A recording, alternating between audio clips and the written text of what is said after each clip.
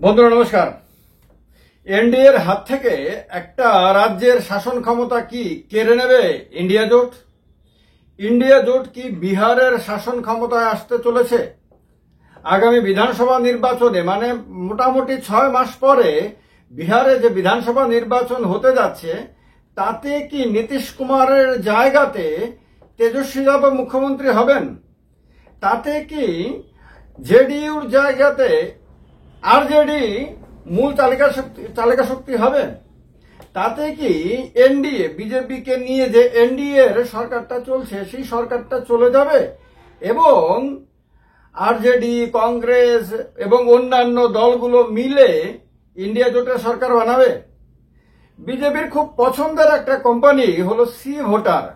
তারা সময়ে সময়ে সার্ভে করে দেশের রাজনৈতিক ব্যবস্থা নিয়ে। বিভিন্ন রাজ্যে যখন নির্বাচন হয় তখন সেই রাজ্যে নির্বাচনের আগে তারা চলে যায়, গিয়ে নানান ধরনের সার্ভে করে। নির্বাচনের দিনও তারা এক্সিট পোল করে এবং ধরা হয় যে তারা বিজেপির খুব প্রিয়জন আর বিজেপিও তাদের খুব প্রিয় পলিটিক্যাল পার্টি। ফলে তারা যে সার্ভেগুলো করে সেগুলোতে অনেকটা ইচ্ছাকৃতভাবে তারা বিজেপিকে এগিয়ে রাখার চেষ্টা করে, এনডিএ কে শক্তিশালী দেখানোর চেষ্টা করে। সেই তারাই যে ওপিনিয়ন পোল করেছে, যে সার্ভে করেছে, সেই সার্ভেতে দেখাচ্ছে যে নীতিশ কুমারের চেয়ে এখনো অনেক বেশি জনপ্রিয় তেজস্বী যাদব। তেজস্বী যাদবকে বিহারের অধিকাংশ মানুষ মুখ্যমন্ত্রী হিসেবে দেখতে চাইছে। তার মানে তেজস্বী যাদবকে যদি মুখ্যমন্ত্রী হিসেবে দেখতে চায় তাহলে তারা আরজেডি কে ক্ষমতায় দেখতে চাইছে। তার মানে আরজেডির নেতৃত্বাধীন সেখানে যে মহাগঠবন্ধন রয়েছে বা ইন্ডিয়া জোট রয়েছে, সেই ইন্ডিয়া জোটকে তারা সেখানে ক্ষমতায় আনতে চাইছে। তার মানে তারা বিহারে পরিবর্তন করতে চাইছে, বিহারে প্রত্যাবর্তন চাইছে না তারা। তার মানে নীতিশ কুমারকে আর মুখ্যমন্ত্রী পদে দেখতে চাইছে না। তার মানে অন্য কোন দলের এমন কোন নেতা নেই যাকে তারা মুখ্যমন্ত্রী হিসেবে দেখতে চান। তার মানে বিহারের নির্বাচনে কি হতে পারে তার একটা ইঙ্গিত তারা দিচ্ছে। এখন বলে দিই, আমি পরিষ্কার রকম ভাবে আপনাদেরকে বলে দিচ্ছি, ডিসক্লেইমার দিয়ে দিচ্ছি, এগুলো কিন্তু আমার বানানো কথা না। তার কারণে এই কথাগুলোর পরিপ্রেক্ষিতে কেউ আগামী দিনে বলবেন না যে আপনি তো বলেছিলেন। এটা আমি বলছি না, এটা আপনার কে বলেছে? সি ভোটার বলেছে। সি ভোটারের সার্ভেতে যে তথ্য বেরিয়ে এসেছে সেই তথ্য বলছে যে তেজস্বী যাদব অনেক এগিয়ে রয়েছে। তো কি বলছে সেটা না জানলে আপনাদের, আমি জানি, কৌতূহল মিটবে না, তার কারণে জানতেই হবে।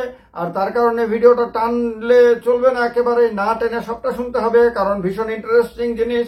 কারণ বিহারের বিধানসভা নির্বাচন এই মুহূর্তে সারা দেশের আকর্ষণের কেন্দ্রবিন্দু। সবাই জানতে চাইছে যে নীতিশ কুমারের ওপরে কেন্দ্রের এনডিএ সরকার টিকে রয়েছে, সেই নীতিশ কুমার আরেকবার বিহারের মুখ্যমন্ত্রী হতে পারবেন কিনা, না তার জায়গাতে তার ভাতিজা তেজস্বী যাদব মুখ্যমন্ত্রী চেয়ারে গিয়ে বসবেন।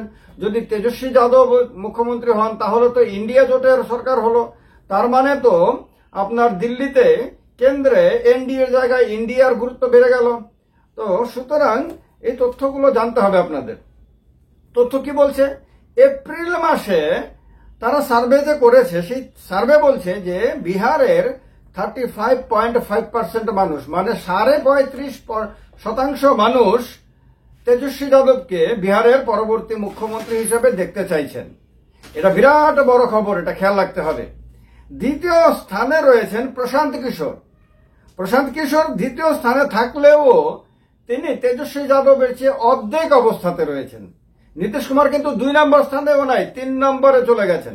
প্রশান্ত কিশোর, যিনি জনস্বরাজ পার্টি বানিয়েছেন এবং যিনি আইপ্যাক এর প্রতিষ্ঠাতা হিসেবে সারা ভারতবর্ষে খ্যাতি অর্জন করেছেন, সেই প্রশান্ত কিশোরকে নাকি 17.2% মানুষ আপনার মুখ্যমন্ত্রী হিসেবে দেখতে চান।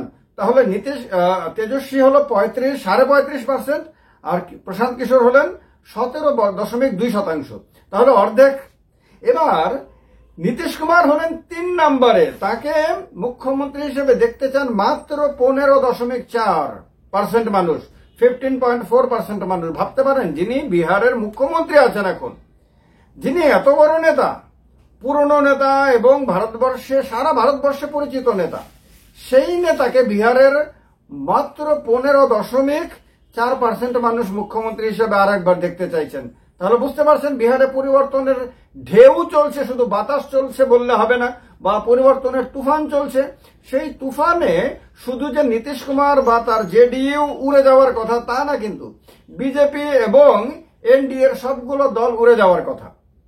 এবার দেখি আমরা যাকে মাঝে মাঝে এখন টিভিতে দেখা যাচ্ছে, সেই চিরাগ পাসওয়ান, রামবিলাস পাসওয়ানের ছেলে, তাকে কত পার্সেন্ট মানুষ বিহারের মুখ্যমন্ত্রী হিসেবে দেখতে চান?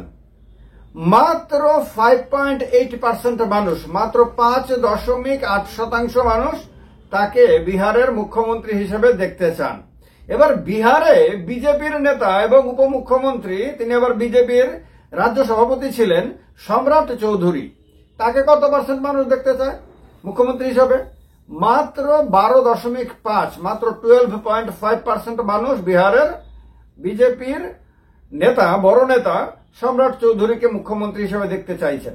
তার মানে বুঝতে পারছেন তেজস্বী যাদবের আশেপাশেও কেউ নাই।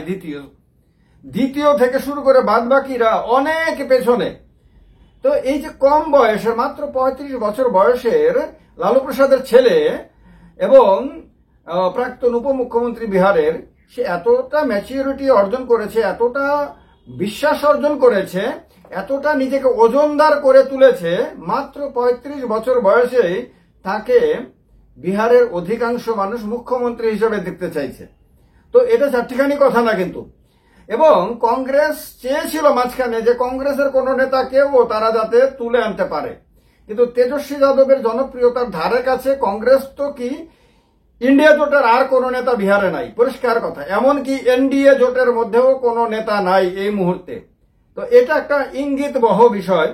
এবার দেখা যাক শাহনওয়াজ হোসেন, যিনি অটল বিহারী বাজপেয়ীর মন্ত্রিসভাতে মন্ত্রী ছিলেন, কেন্দ্রীয় মন্ত্রী ছিলেন, এবং যিনি সবচেয়ে কম বয়সে ভারতের লোকসভার সাংসদ হয়েছিলেন, তাকে মাত্র 1.7% মানুষ বিহারের মুখ্যমন্ত্রী হিসেবে দেখতে চাইছেন। এটা হলো এপ্রিল মাসের, মানে এই একদম তাজা তাজা, মানে কড়াই থেকে সিঙ্গারা তুলে এনে গরম গরম সিঙ্গারা দিলে যেরকম লাগে না, ঠিক এই রকমই তাজা সার্ভে হলো এটা, যেটা বললাম আমি। এবার ফেব্রুয়ারি মাসে যে সার্ভে হয়েছিল, সেই সার্ভে একবার আপনাদেরকে রিক্যাপ করিয়ে দিচ্ছি। সেই সার্ভেতে তেজস্বী যাদব আরো একটু বেশি পেয়েছিল, 40.6%, নীতিশ কুমার 18.4%, প্রশান্ত কিশোর 14.9%, সম্রাট চৌধুরী 8.2%, চিরাগ পাসওয়ান 3.7%, শাহনওয়াজ হোসেন 1.3% পেয়েছিলেন। এবার কথা হলো যে আমার ধারণা যে এই যে সি ভোটার সার্ভে হয়েছে, সেই সার্ভেতে যথাসম্ভব তেজস্বী যাদবকে কম দেখানোর চেষ্টা হয়েছে। এটা হতে পারে যে তেজস্বী যাদবের জনপ্রিয়তা হয়তো 50% এর কাছাকাছি হবে বা তার চেয়ে বেশি হবে, কিন্তু যেহেতু বিরোধীদেরকে খুব বেশি জনপ্রিয় এটা দেখানো যাবে না, তাহলে নরেন্দ্র মোদী রাগ করবেন, অমিত শাহ রাগ করবেন, জেপি নাড্ডা রাগ করবেন, এবং নাগপুরে বসে মোহন ভাগবত পর্যন্ত রাগ করবেন, গোসা করবেন। সেহেতু সি ভোটার খুব যত্নশীল ছিল যে এটা বোঝাতে যে তেজস্বী যাদব সবচেয়ে বেশি জনপ্রিয় হলেও তিনি 50% ছুঁই অবস্থাতে না, এবং ফেব্রুয়ারি থেকে তার জনপ্রিয়তা কমেছে। আমার মনে হয় এটা বানানো গল্প সি ভোটারের, এটা আমার বিশ্বাস আর কি। কারণ আমি যতটুকু বুঝি সাংবাদিকতা সূত্রে বা রাজনীতি সূত্রে, যে এই কোম্পানিগুলো তাদের ব্যবসার জন্য কত ধরনের খেলা খেলে। তো সুতরাং এই ক্ষেত্রেও যে তারা একটা দারুণ খেলা খেলেছে, এটা বুঝতে কোনো অসুবিধা হয় না। এই কারণে বিহারে পরিবর্তনের বাতাস বইছে, তুফান বইছে, এটা সত্য। এটা গত যে বিধানসভা নির্বাচন হয়েছিল 2020 সালে, তখনই দেখা গেছিল, কিন্তু কোনো একটা চমৎকার হয়েছিল যার ফলে আপনার তেজস্বী যাদব 100-তে পৌঁছায়নি। অন্যথায় 1 নম্বর দলে পরিণত করেছিল আরজেডিকে, অন্যথায় মুখ্যমন্ত্রী হতো। কারণ মুখ্যমন্ত্রী হওয়ার দৌড়ে তেজস্বী যাদব যেরকম ভাবে বিশাল ঢল নামিয়ে এনেছিল বিহারের মাটিতে, সেটা কিন্তু বিহারে আর কোন দলের কোন রাজনৈতিক নেতার মধ্যে দেখা যায়নি। এমনকি নরেন্দ্র মোদীর জনপ্রিয়তাও পর্যন্ত বিহারে এইরকম দেখা যায়নি যতটা তেজস্বী যাদবের দেখা গেছিল। কিন্তু আপনারা তো জানেনই, এনডিএ বা বিজেপি বিশেষ করে নানান ধরনের কলা কৌশলে মাস্টার, নির্বাচনী যে আর্ট, বা ভোটিং যে আর্ট, সেই আর্টটাতে এই মুহূর্তে ভারতবর্ষে বা পৃথিবীতে বিজেপি অনেক এগিয়ে অনেকের তুলনা, যার কারণে হরিয়ানাতে এই সমস্ত সার্ভেতে কংগ্রেসের পাক্কা ক্ষমতায় আসার কথা বলা হয়েছিল। মহারাষ্ট্রেও কংগ্রেস নেতৃত্বাধীন আপনার ইন্ডিয়া জোট অনেক এগিয়ে ছিল, কিন্তু পরবর্তী সময় দেখা গেছে হরিয়ানাতে তো সারা ভারতবর্ষের মানুষকে হতাশ করে দিয়ে বিজেপি ক্ষমতায় শুধু এসেছে বললে হবে না, আগের তুলনায় বেশি আসন পেয়েছে। মহারাষ্ট্রে বিজেপি যা করেছে তা এখনো ভারতবর্ষের মানুষ হজম করতে পারছে না। সুতরাং বিহারেও যে শেষ পর্যন্ত কোনো খেলা তারা খেলবে না তা গ্যারান্টি দিয়ে বলা এই মুহূর্তে আমাদের তো অনেক দূরের কথা, ভগবানের পক্ষে বোধহয় সম্ভব না। আপনাদের মধ্যে কারোর দ্বারা যদি সম্ভব হয় তাহলে কমেন্ট বক্সে কমেন্ট করে জানাতে পারেন। আর বন্ধুরা, শেষ করার আগে এটা বলে দিই, আন্তর্জাতিক বিভিন্ন ঘটনাবলী নিয়ে আলোচনা করার জন্য, বিশ্লেষণ করার জন্য বাংলা আন্তর্জাতিক নামে একটি নতুন ইউটিউব চ্যানেল খোলা হয়েছে। সেই চ্যানেলটার লিংক আপনারা ডেসক্রিপশনে, ভিডিও ডেসক্রিপশনেও পাবেন, এই চ্যানেলের ডেসক্রিপশনেও পাবেন লিংকটা।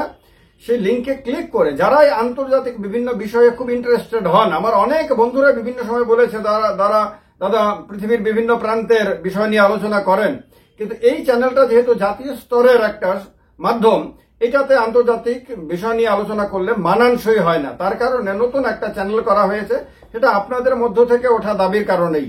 তার কারণে এই ভিডিও ডেসক্রিপশনে গিয়ে বা চ্যানেলের ডেসক্রিপশনে গিয়ে লিংকে ক্লিক করে আপনারা বাংলা আন্তর্জাতিক নামে নতুন ইউটিউব চ্যানেলটাতে ক্লিক করে সেটাতে সাবস্ক্রাইব করে রাখতে পারেন। আর চ্যানেলে যে ভিডিওগুলো আসছে সেই ভিডিওগুলো দেখতে পারেন। নিয়মিতভাবে আপনারা আন্তর্জাতিক বিষয়ে আপনারা বিভিন্ন আলোচনার সঙ্গে যুক্ত থাকতে পারবেন।